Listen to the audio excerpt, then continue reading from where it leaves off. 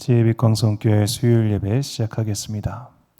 사랑과 은혜가 풍성하신 아버지 하나님, 이 땅을 사는 동안 더욱 하나님을 사랑하고 하나님을 배울 날을 진심으로 기다리는 천국의 백성들 되게 하옵소서. 예수님의 이름으로 기원하옵나이다. 아멘. 찬송가 488장 찬양하겠습니다.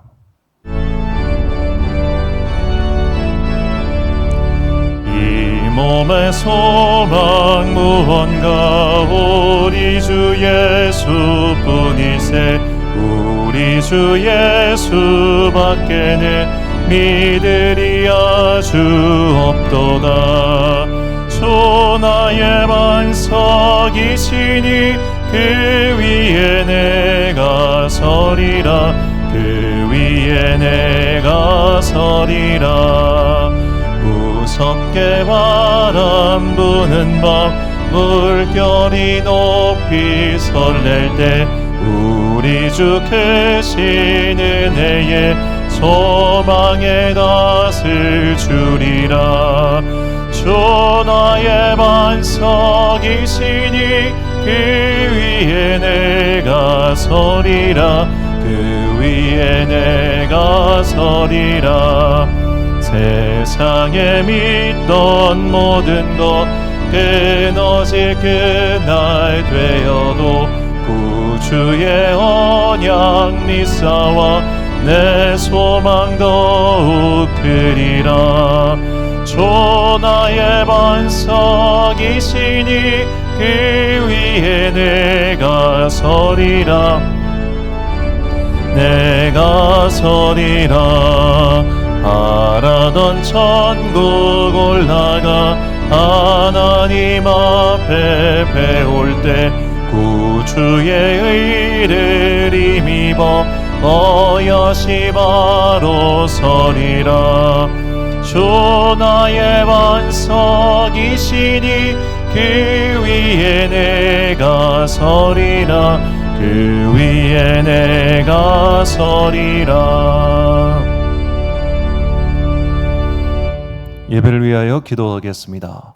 사랑과 은혜가 충만하신 아버지 하나님, 오늘이라는 하루를 우리에게 허락하여 주시니 감사합니다. 오늘이라는 시간은 어제 죽은 청년이 그토록 그리워하던 내일이었으며, 오늘이라는 시간은 오늘 하루를 제대로 살아가지 못하는 사람들에게 축복의 시간과도 같다는 것을 잊지 않게 하여 주옵소서. 내 삶에 주어진 시간들을 결코 허비하지 아니하고 하루하루 주님 앞에 충성되이 신실하게 살아갈 수 있도록 오늘도 성령 하나님 우리 마음속에 임재하여 주셔서 우리를 부지런한 길로 인도하여 주옵소서. 영적 게으름에 빠지지 아니하도록 우리에게 항상 경각시켜 주시는 성령님의 깨달음과 깨우침이 있기를 소망합니다.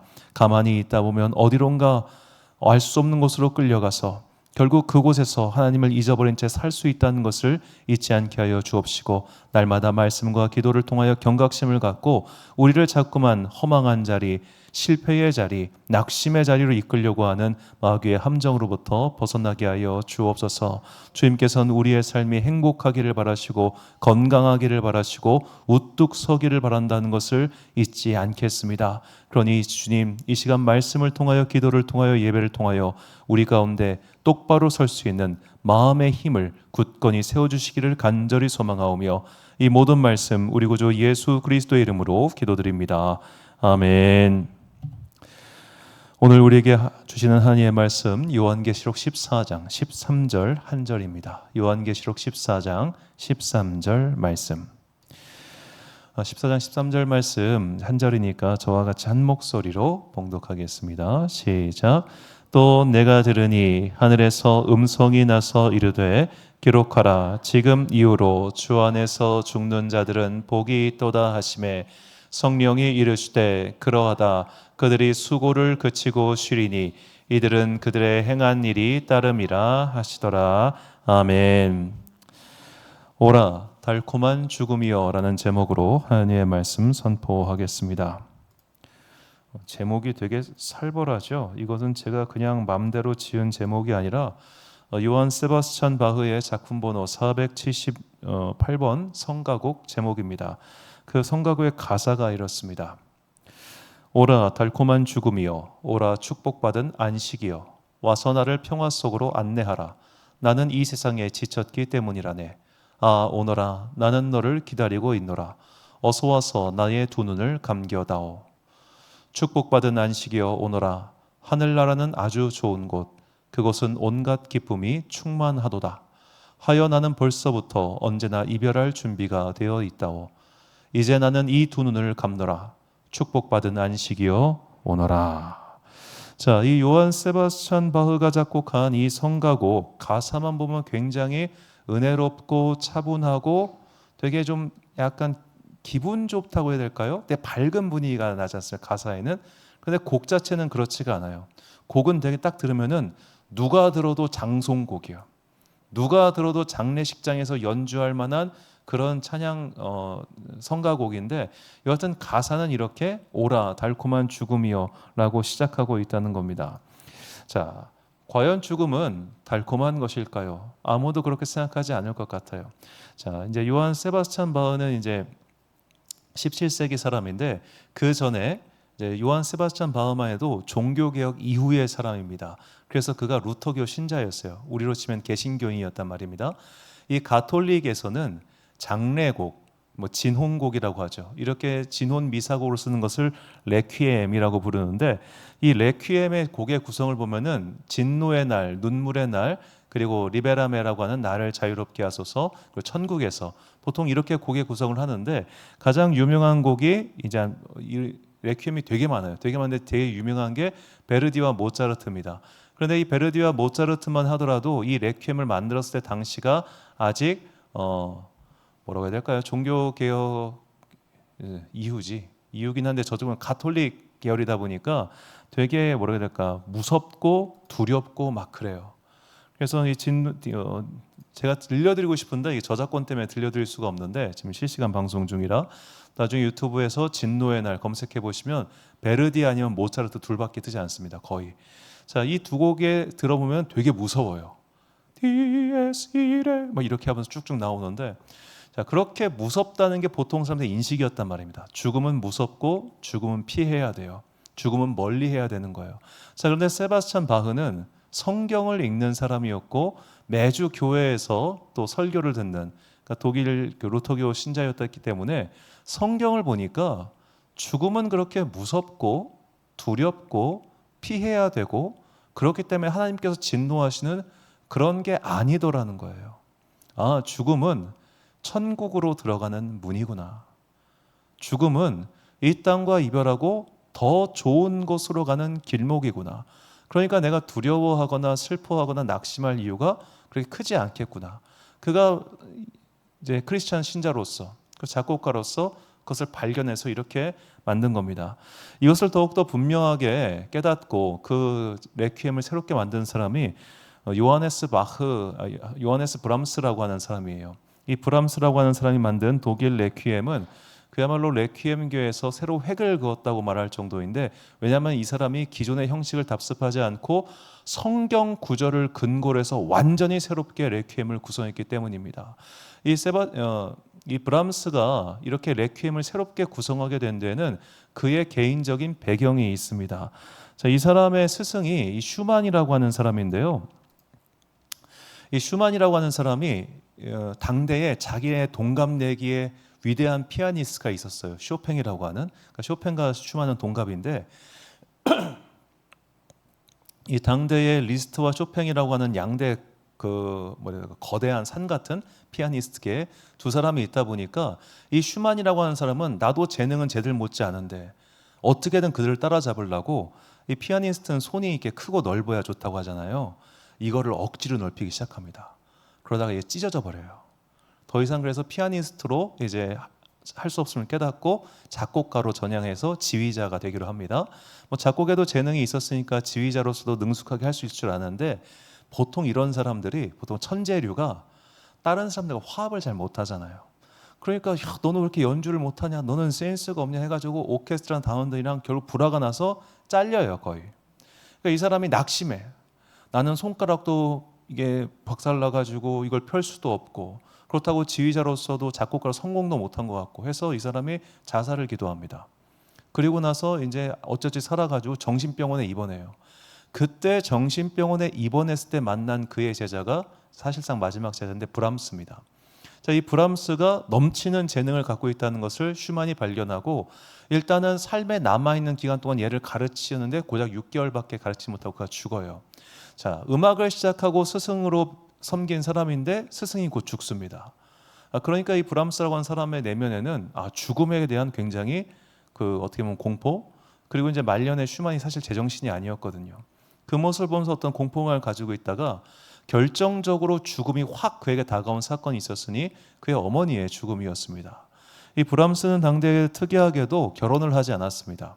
그렇게 어머니와 둘이 살고 있었는데 그 어머니가 이제 돌아가세요. 자기 어머니가 죽으니까 너무너무 슬픈 거예요. 그냥 아들이 엄마 돌아가셨대 이게 아니라 결혼하지 않은 그 총각 아들이 엄마랑 몇십 년 동안 붙어 산 거예요. 그러니까 엄마의 죽음이 더욱더 크게 다가왔겠죠. 그래가지고 그때부터 이 어머니의 죽음, 그리고 이제 스승의 죽음 한참 전의 일이지만 그런 여러 가지 죽음이라고 하는 사건들이 브람스를 괴롭힙니다. 죽음은 도대체 뭘까? 죽음 이후엔 뭐가 있을까? 그래서 그가 성경을 펴서 읽기 시작해요. 열심히 읽습니다. 그렇게 열심히 읽다가 발견한 성경 구절이 바로 오늘 본문 말씀이에요. 본문 13절 말씀 제가 다시 읽겠습니다. 또 내가 들으니 하늘에서 음성이 나서 이르되 기록하라 지금 이후로 주 안에서 죽는 자들은 복이 있도다 하시매 성령이 이르시되 그러하다 그들이 수고를 그치고 쉬리니 이는 그들의 행한 일이 따름이라 하시더라. 아멘. 자, 이렇게 성경을 통해서 브람스는 발견합니다. 우리가 죽으면 정말로 슬픔이 없고 눈물이 없고 평안이 가득한 그곳으로 가는 거구나. 그러니까 우리는 사실 이런 류의 설교를 너무 많이 듣다 보니까 당연한 거 아니야? 이렇게 생각하겠지만 그 당시 사람들은 지금처럼 우리에게 설교에 익숙하지도 않았고 성경을 많이 보지도 않았단 말이에요. 그러니까 이거를 발견했을 때 너무 기뻤던 겁니다. 그래, 우리 어머니는 좋은 데 가셨어. 우리 엄마는 지금 평안한 곳에 계셔. 우리 엄마는 그곳에서 행복할 거야. 그래서 그가 레퀴엠을 원래 구성도 하고 있었지만 완전히 바꿔버립니다. 성경에 나오는 죽음에 관련된 성경 구절로 그 내용을 전부 다 채워요. 전부 7장까지 있는데 그 가사가 전부 다 성경 구절입니다. 나중에 그 서울 모테트 합창단에서 한 그 독일 레퀴엠이 전곡이 있습니다. 1시간 20분짜리가 있을 텐데 시간 되시다면 유튜브에서 검색해서 들어보십시오. 우리말로 불렀는지 독일어로 불렀는지 제가 그건 모르겠어요. 여하튼 간에 그렇게 성경 구절만 가득 채워놨습니다. 그가 가득 채워놓은 성경 구절들 대부분 다 이런 겁니다. 죽음은 좋은 것, 하나님을 만나러 가는 것은 행복한 것. 그 대표적인 구절 중 하나 시편 84편 1절과 2절 4절 말씀을 보니까요. 만군의 여호와여 주의 장막이 어찌 그리 사랑스러운지요 내 영혼이 여호와의 궁전을 사모하여 쇠약하며 내 마음과 육체가 살아계시는 하나님께 부르짖나이다. 주의 집에 사는 자들은 복이 있나니 그들이 항상 주를 찬송하리이다. 아멘. 자, 물론 시편 83편은 1차적으로는 성전을 가리키는 말이지만 더 나아가서 하나님께서 계시는 그 천국에서의 삶이 어떠한가를 미리 알려주는 구절이라 그렇게 볼 수 있겠습니다. 자, 하나님이 계신 곳은 좋은 곳입니다. 하나님이 계신 곳은 행복한 곳입니다. 그런데 하나님이 계신 곳이 행복하지 않은 사람이 있습니다. 누굴까요? 사탄 마귀입니다. 사탄 마귀가 하나님이 계신 곳을 좋아하겠습니까? 사탄 마귀에게 천국은 지옥입니다.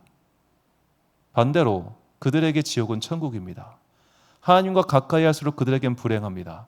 바꿔 말하자면 의로운 자들, 하나님을 사모하는 사람들, 이 땅을 살아가는 동안 정말로 주의 나라와 주의 날을 진심으로 기다리는 사람들에게 주님을 만나러 가는 그 죽음의 문은 그야말로 축복의 시간이 아닐 수 없는 것이죠. 자, 우리가 이것을 깨닫고 오늘의 삶을 그날을 기다리는 삶으로 만들어 가야 우리의 끝이 아름다울 수 있는 겁니다. 그래서 히브리서 기자가 말합니다. 13장 14절 말씀 보니까 우리가 여기에는 영구한 도성이 없으므로 장차 올 것을 찾나니 영구한 도성이 없다. 즉 우리가 많이 부르는 찬송의 가사처럼 죄 많은 이 세상은 내가 살 곳이 아니라는 거죠. 어떤 시인의 고백처럼 우리는 이곳에 소풍을 왔다가 다시 돌아가는 존재들입니다. 왔다 가는 자들, 그래서 우리를 거류민이라고도 말하죠. 혹은 순례자라고도 말을 하는 겁니다. 자, 순례라는 걸 저도 떠다 보니까 알겠더라고요. 순례의 끝은 순례 목적지에 도착하는 게 끝이 아닙니다. 집으로 돌아오면 끝나는 겁니다. 우리가 이 세상으로 보냄 받았어요. 다시 돌아가는 것, 그것이 끝이에요. 그러니까 우리는 돌아가기 위해 사는 사람들입니다. 이곳에 잠시 머물러 왔다 가는 겁니다. 그렇다면 내가 거기까지 돌아갈 걸 계산하고 내 짐을 꾸려야 될 거 아니겠습니까? 내가 거기에 머물 거라고 생각하면 머물 짐을 꾸려야겠지만 갔다가 돌아올 거란, 마치 여행 갔다가 돌아올 건데, 여러분 여행 갔다 돌아올 건데 여행 가는 길에 냉장고 싸가는 사람은 멍청한 사람이죠. 싸지지도 않겠지만 2박 3일 머물 건데 트렁크를 막 50 이렇게 큰 거 가는 사람이 누가 있겠습니까? 잠깐 머물다 올 거 싸고 가겠죠. 우리가 이 세상에 잠깐 머물다가 다시 돌아간다는 것, 그렇기 때문에 정말로 우리가 사모해야 될 건 뭐예요? 물론 여행지 가면 첫날은 즐겁죠. 둘째 날도 행복할 겁니다. 근데 셋째 날부터는 돌아갈 생각을 해야 될 거 아니에요. 그렇죠? 그래서 거기서 버려야 될 것도 버려야 될 거고, 가져간 것 중에 처리해야 될 것도 처리해야 될 거고. 자, 그런 식으로 우리가 결국 돌아가야 할 목적지를 항상 머리에 염두에 두고 있다면 우리의 삶이 조금 더 천국 지향적, 목적 지향적이 되지 않겠습니까? 어제 그 한 성도님의 어머니를 이제 거의 임종 직전 분이신데 신방을 하고 왔습니다. 95세 이제 할머니셨는데요. 너무너무 아파하시는 거예요. 너무너무 아파하셔. 그러니까 몸은 사실 그냥 뼈와 가죽밖에 남아 있지 않고 올해 갑자기 이제 안주하셨다고 하는데 너무너무 아파가지고 끙끙끙 거리셨어요. 막 온몸을 푸르르 떠시는 거예요. 예배 중간에 안 움직이시려고. 그래서 예수님 믿고 천국 가신 거 준비하고 계시죠? 아멘, 아멘, 아멘도 겨우겨우 뭉그러진 바람으로 이렇게 하시더라고요. 자, 그 마지막 모습을 뵈면서 참 많은 생각이 들었습니다. 자, 그분 이제 거의 돌아가시기 전에 믿은 지 얼마 안 되신 분이긴 하세요. 자, 그런데 본인이라고 평생 동안 정결하게 사셨을 텐데, 정갈하게 사셨을 거예요. 자, 그런데 마지막에 누군가가 내 대소변을 봐주고, 누군가가 나를 마치 짐짝처럼 들어가지고 씻겨주고, 이런 게 좋겠습니까? 본인도 얼마나 그게 괴롭고 힘들겠어요. 자, 우리 한국인들이 어디서 죽느냐? 기록해 보니까 한국인들은 75%가 의료기관에서 죽고요, 자택에서 16%, 기타 사회복지시설 포함해서 9%가 그 바깥 여러 가지 여기에 사망 사고도 포함되어 있습니다. 그렇게 죽습니다. 저 의료기관 75% 중에 의료원과 의료 요양병원도 포함이 되어 있습니다. 자, 제가 아는 분이 요양병원 아르바이트를 했습니다. 자, 요양병원은 병을 치료하기 위한 기관이 아니라고 볼 수 있겠죠. 거기 갔다가 상태가 호전돼 가지고 댁으로 돌아오셨다는 분들을 전 아직까지는 듣지 못한 것 같습니다. 자, 요양병원은 어쩔 수 없이 이게 관리를 하는 분과 수량이 제한되어 있기 때문에 사실상 그분의 마지막을 준비해주는 그런 곳이라고 볼 수 있겠죠. 자, 그런데 물론 제가 그분들의 대보지 않았기 때문에 뭐라고 딱 잘라 말하기는 어렵겠습니다만 의식이 없는 건 아닐 거 아닙니까? 그렇죠? 이제 목사로서 이제 연로하신 성도님들 그런데 신방 다닐 일이 많잖아요. 목사는 어찌 보면 좀 축복받은 직업인 게 한 생명의 태어남과 한 생명의 죽음까지를 다 할 수 있는 직업이긴 합니다.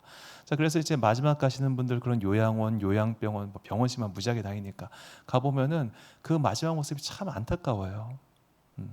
그분도 그 모습이 본인도 힘들고 보는 우리도 가슴 아프고. 자, 그래서 우리가 내 마지막 모습을 상정하며 기도해야 된다는 겁니다. 우린 좋은 곳으로 갈 거잖아요. 그렇죠? 좋은 곳으로 가기 전에 이제 내 삶을 어떻게 갈무리할 것인가.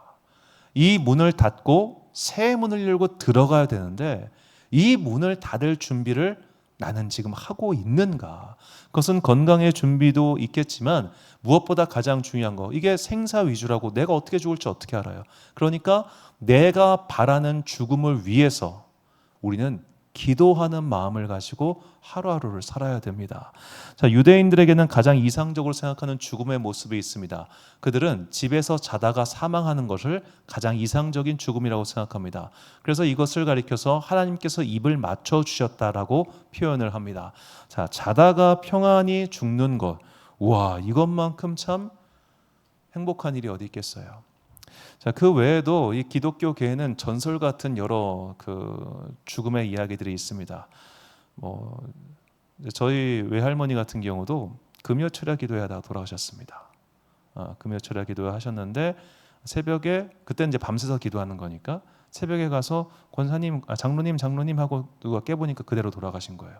그러니까 저희 어머니 아마 32살, 3살 때 일이니까 이 딸들 입장에서 얼마나 황당해요. 금요기도에 가셨는데 토요일 날 전화가 왔어. 엄마 돌아가셨대. 그러니까 딸들, 그러니까 그게 아직도 저희 외할머니 그 장례식 그 풍경이 영상으로 남겨놓은 게 있어 제가 기억이 나는데 자식들은 너무너무 황당해요. 자식들은 오늘 갑자기 돌아가셨으니까. 그런데 교인들은 은혜 받아 천지요. 어머, 우리 장로님 기도하다 돌아가셨어. 세상이 너무너무 은혜롭다. 교인들은 은혜 받고 딸들은 울고 있고 묘한 장면이었는데 하여튼 그랬어요. 자, 그리고 또 제가 아는 어느 집사님의 어머니 같은 경우는 새벽 기도 가셔서 그 기도하다 거기서 돌아가셨어요. 그것도 참 황당하지, 딸 입장에서는. 그런데 교인들 입장에서는 뭐예요? 야, 저분은 100% 천국 같다. 100%. 믿어 의심할 필요가 없다. 100% 천국 같다. 그렇게 돌아가셨단 말이에요. 자, 그런 죽음들. 예를 들어 한국 교회의 이 전설적인 목사님인 그 길선주 목사님이라고 있어요. 그분은 이제 민족 대표 33명 독립 할 때 그것도 하셨었고, 이 한국 교회 평양에서 특히 이제 평양 대부흥으로 유명한 목사님이신데, 이분이 이제 67세 나이에 그 평안도 지방을 돌아다니면서 계속 부흥회를 하시다가 마지막 부흥회 때 축도하시고 뇌출혈로 쓰러져서 그렇게 돌아가셨어요. 전설 같은 사람이에요.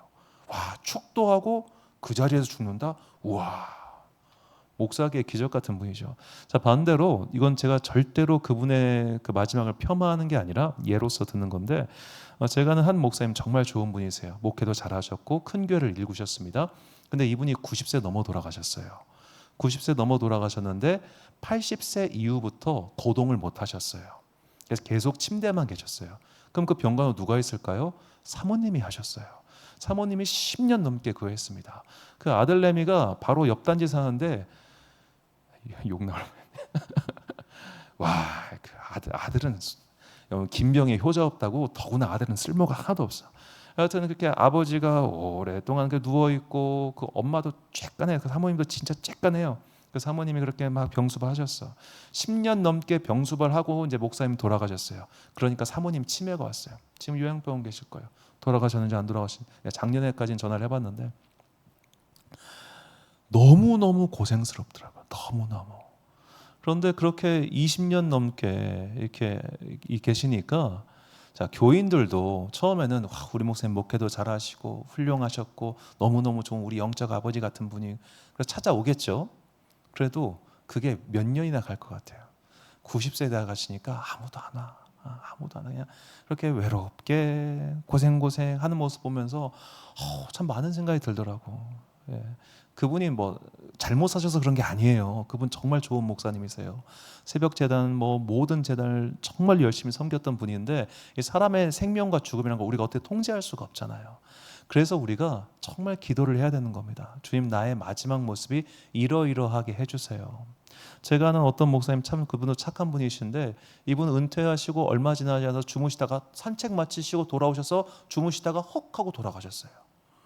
그러니까 뭐 부인분이시나 딸들한테는 너무너무 슬픈 일인데 본인은 너무 평안하게 가셨잖아요. 그 아픔도 없고 고통도 없이 주무시다가. 자, 우리가 이런 복된 죽음을 맞이하면 얼마나 좋겠습니까? 그렇죠? 내가 아파가지고 오랫동안 누군가에게 신세져야 되고, 저도 누군가가 제 이 대소변을 받아준다고 생각하면 좀 싫어요. 그렇죠? 다 싫을 거예요. 그걸 누가 좋다고 하겠어요? 예전에 제 학교 교수님께서 이제 수술 때문에 자기가 이게 기저귀를 차고 이걸 해야 되는데, 보통은 이제 부인분께서 해주시는데 이게 너무 싫었대요. 너무 싫어가지고 자기가 어떻게든 해보려고 이걸 하다가 이게 화장실에서 미끄러져가지고 이게 막 튀고 막 이게 된 거예요. 자기가 목사고 교수고 사회적 지위가 있고 한데 그 화장실에 똥 묻어가서 이렇게 쏟아진 게 너무너무 서럽고 비참하고 그러더라는 거예요. 그때 그분 나이가 40살일 때예요. 40살일 때. 자, 40살 아직도 몸을 가눌 수 있는 건강함이 있기 때문에 그게 더 크게 느껴졌겠죠. 바꿔 말하면 내가 더 몸을 가눌 수 없고 더 힘겨워졌을 때 우리는 어떤 마지막을 맞이할 것인가. 어제 MBC 100분 토론회에서 존엄한 죽음에 대해서 여러 개 토론한 게 나왔었습니다. 제가 뭐 전체 내용을 다 본 건 아니고 이게 존엄사 도입, 안락사라고 하죠. 그걸 도입을 할 것이냐 말 것이냐 그거하고 이야기를 했는데 저는 일단 기본적으로 반대를 해요. 왜냐하면 그게 도입되는 순간부터 나이 드신 분들은 사회적 압박을 받게 됩니다. 내가 빨리 죽어야 되나? 내가 빨리 죽어야 되나? 그런 식으로 압박을 받을 게 분명하기 때문에 저는 반대를 해요. 그러나 동시에 너무너무 고통스러워하는 또 그런 분들을 보면은 이게 정말 어떤 생각이 드나, 그러니까 여러 가지 생각이 복잡하게 들어요. 이것은 진리의 문제가 아니라 사회적 선택의 문제이기 때문에 제가 고민한다고 말씀을 드리는 건데, 여하튼 간에 믿음의 사람들에게 중요한 것은 내 마지막 모습을 위하여 기도해야 된다는 겁니다. 이 땅을 떠날 때 내가 어떤 모양으로 떠날 것인가, 그리고 기왕이면 그 마지막 모습이 나와 함께하고 있는 믿음의 공동체에게 의롭게 그들에게 지표가 될 수 있게 그걸 기도해야죠. 아직도 제가 지금 계속 중보기도 하고 있는 연로하신 장로님들, 권사님들 계세요. 이제는 거동도 못 하시고 천국 갈 준비만 하시는 분들인데 그분들 자녀들도 사실 힘들어요. 김병희 효자 없더라고. 김병희 효자 없고 효니 없다고 정말 그렇게 아버지 사랑하고 어머니 사랑하는 그분들인데도 지쳐요. 안 지칠 도리가 없더라고요. 그렇다고 막 돈 줘가지고 뭐 간병인 돈이야 있지만 간병인한테 맡기자니 또 그것도 좀 싫고, 왜냐면 부모님도 내 몸을 남한테 맡기는 게 좀 싫어하시니까. 그러니까 딸들도 아들도 다 고생하는 그런 모습들 보면서 정말 우리의 마지막이 어떠해야 할 것인가, 나의 마지막이 누군가에게 믿음의 이정표가 될 수 있기를, 이거 우리 평생 기도해야 됩니다. 젊든 안 젊든 반드시 기도해야 됩니다. 몇 살까지 살지 누가 알아요? 앞으로 내가 20년을 더 살지 30년을 더 살지 누가 합니까? 불행하게도 100세를 넘길지 누가 알겠어요? 그러니까 내 마지막 모습을 향해서 우리 날마다 기도해야 됩니다. 그렇게 날마다 부활 소망을 가지고 천국을 바라며 그것을 슬픔과 고통과 어둠 속에서 기도하는 것이 아니라 나는 정말 좋은 곳에 갈 테니까, 나는 정말 기쁜 곳에 갈 테니까, 그곳에서 하나님과 함께 거하며 그곳에서 사랑하는 사람들 다시 만날 테니까 그 믿음과 소망을 가지고 하루하루를 기쁨 가운데 주님 내 삶의 마무리가 이러한 모습이 되게 해주세요. 나도 그것을 위해서 더욱더 노력하겠습니다라고 구체적으로 기도를 해야 우리의 마지막이 그에 미치지 못할지라도 적어도 현재보다는 우리가 그저 맞이할 수 있는 것보다는 나아질 거라 저는 그렇게 생각합니다. 우리가 이러한 부활과 믿음의 소망을 항상 품고 살아갈 때 우리 안에 날마다의 삶이 이전보다 조금 더 경건하고 이전보다 조금 더 정결하고 이전보다 조금 더 정리가 된 그런 깔끔한 삶, 순결한 삶이 될 거라 믿습니다. 주님께서 우리에게 주시는 결단의 말씀 요한복음 11장 25절과 26절 말씀을 우리 같이 한 목소리로 봉독하겠습니다. 시작. 예수께서 이르시되 나는 부활이요 생명이니 나를 믿는 자는 죽어도 살겠고 무릇 살아서 나를 믿는 자는 영원히 죽지 아니하리니 이것을 내가 믿느냐. 아멘. 사랑하는 지혜빛 광성교회 성도 여러분, 그리고 이 수요일 함께 모여 예배드리고 계신 모든 귀한 주님의 자녀 여러분, 우리의 삶에 얼마나 남았는지 그 누구도 모릅니다. 우리가 오늘 밤에 불림받을지 내일 아침에 불림받을지 나이가 적든 많든 그것은 아무도 알 수 없는 일입니다. 제 친구 중에도 벌써 하늘나라 간 애들이 있습니다. 그걸 어찌 알겠습니까? 그러므로 우리가 항상 나의 이 삶의 마지막 관문을 닫고 새로운 삶의 문을 열고 그곳에 들어갈 준비를 해야 합니다. 그 문을 열고 들어갈 그곳은 좋은 곳입니다. 그러니 기쁨과 소망 가운데 그 문을 열 준비를 합시다. 또한 이 땅을 마무리할 순간은 반드시 옵니다. 그러므로 삶을 정리정돈하고 그 마지막 모양을 위해서 기도합시다. 그것은 내가 어찌할 수 없는 일이잖아요. 항상 나의 마지막과 그리고 새로운 시작을 바라보며 이 부활과 영생을 품고 살아가는 그런 여러분과 제가 되시기를 주님의 이름으로 축원합니다. 기도하겠습니다. 사랑과 은혜가 풍성하신 아버지 하나님 참으로 감사합니다. 우리의 모든 삶은 결국 이 땅에 왔다가 다시 돌아가는 삶입니다. 우리가 저 하늘나라로 돌아가는 그날까지 이 지상에서의 삶을 깔끔하게 마무리할 수 있도록 주님 우리에게 은혜 베풀어 주옵소서. 내가 원하는 나의 마지막 모습은 어떤 모습입니까? 그것을 구체적으로 기획하고 구체적으로 소망하며 날마다 그것을 간구하는 지혜로운 주의 자녀들 되게 하여 주옵소서. 무엇보다 삶의 문제, 죽음의 문제, 그리고 부활과 영생의 문제 앞에서 주님 앞에서 겸손한 자들 되기를 원합니다. 내가 내 생명을 통제할 수 있고 조정할 수 있다는 착각과 오만을 버리게 하여 주옵소서. 우리의 삶은 주님께 달려 있습니다. 주님께서 오늘 밤이라도 우리를 부르시면 우리는 그 부름에 응답해야 합니다. 그러니 항상 주님 앞에서 삶을 묻고 삶을 따라가며 무엇보다 나의 생명의 주인 되신 주님께 항상 간구하는 겸손한 주의 자녀들 되게 하여 주옵소서. 그래야 우리의 삶의 모든 여정과 특히 마지막 모습이 나와 함께 믿음 생활하는 모든 사람들에게 믿음의 이정표가 되기를 간절히 소망하오며 이 모든 말씀 우리 구주 예수 그리스도의 이름으로 기도드립니다. 아멘. 찬송가 433장 찬양하겠습니다.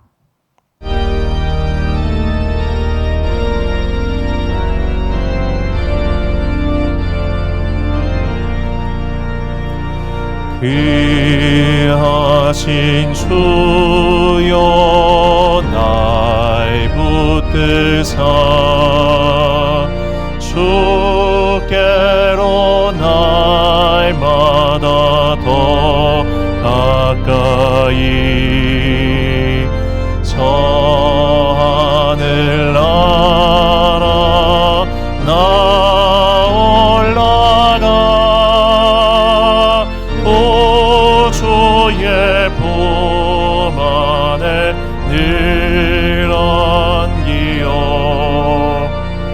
영생의 복 받기 원합니다.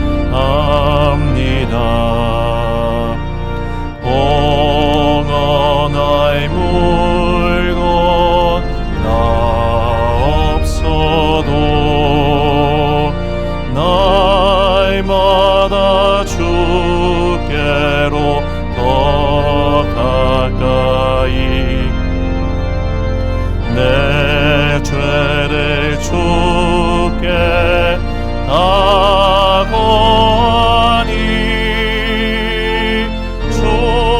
주님의 보혈로 날 씻으사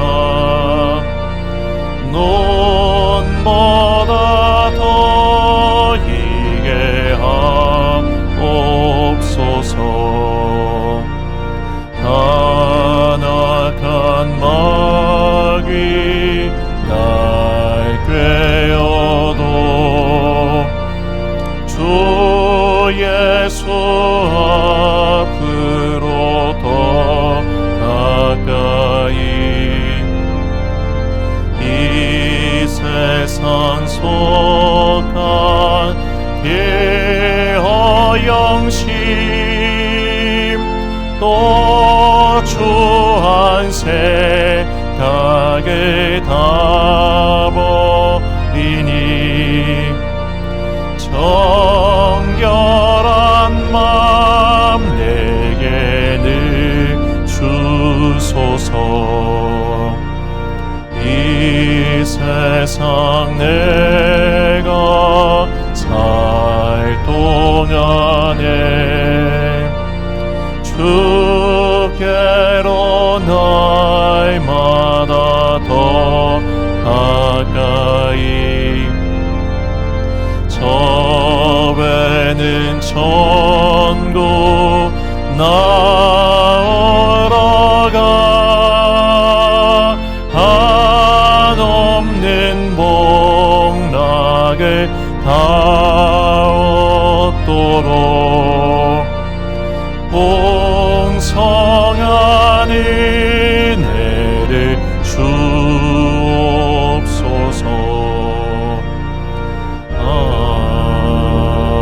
아멘. 주기도문 하심으로 수요일 예배 마치겠습니다.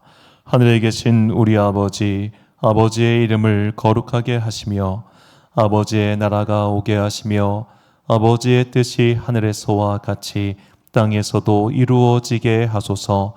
오늘 우리에게 일용할 양식을 주시고 우리가 우리에게 잘못한 사람을 용서하여 준 것 같이 우리 죄를 용서하여 주시고 우리를 시험에 빠지지 않게 하시고 악에서 구하소서. 나라와 권능과 영광이 영원히 아버지의 것입니다. 아멘.